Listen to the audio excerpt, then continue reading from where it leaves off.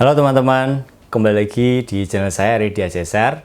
Di video kali ini saya mau bahas tentang jurusan, kampus, ataupun juga profesor yang akan kita tuju ketika kuliah di luar negeri.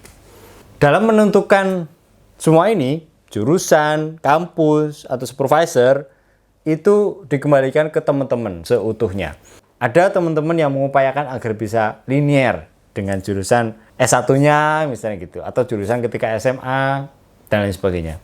Ada yang kemudian pertimbangannya pekerjaan, jadi mungkin bekerjanya sudah tidak cukup linear dengan background pendidikan, tapi kemudian ketika ada kesempatan S2 atau S3 mau ngikutin bidang yang digeluti ketika di dunia pekerjaan, ada juga yang seperti itu.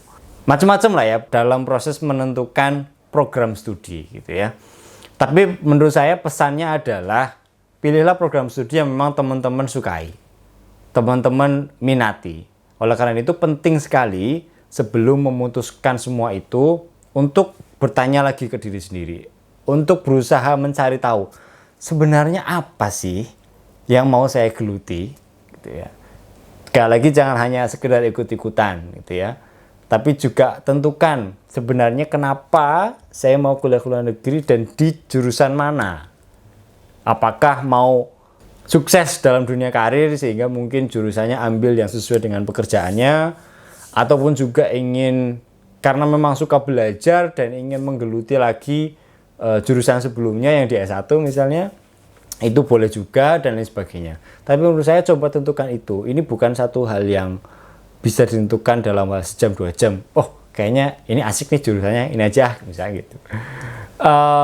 Bukan hal yang apa ya, ibaratnya kayak kita beli kacang gitu ibaratnya di warung gitu. Tapi ini perlu pemikiran yang cukup matang karena kita akan menghabiskan waktu 1 bahkan sampai 2, 3, 4 tahun gitu ya menggeluti satu bidang itu. Oke, tadi prodi sudah, yang kedua universitas. Sebenarnya ini berhubungan ya, prodi dan universitas gitu ya. Teman-teman bisa cari pertimbangan, misalnya ada juga yang mengambil pertimbangan berdasarkan ranking. Ranking teman-teman bisa cari di US gitu atau Times Higher Education. Ada juga yang pertimbangannya tidak peduli dengan ranking, tapi mungkin pertimbangannya negara. Karena teman-teman suka dengan negara itu, kemudian di situ ada jurusan yang teman-teman sukai, ya sudah kemudian tinggal cari kampusnya, ada juga. Atau mungkin ada juga teman-teman yang memang melihat track record gitu, atau punya keterikatan emosi terhadap satu universitas tertentu. Itu boleh juga, tidak ada yang salah dengan itu. Tapi juga perlu dipertimbangkan sekali lagi. Jangan sampai kemudian kayaknya teman saya ke kampus sana deh, kayaknya enak nih kampusnya gitu kan. Ya udah hanya sekedar ikut-ikutan, ya khawatirnya kemudian nanti tidak optimal. Gitu. Jadi tadi prodi, kampus, dan profesor atau supervisor. Nah, supervisor ini mungkin lebih banyak dipertimbangkan oleh teman-teman yang mau S3 ya.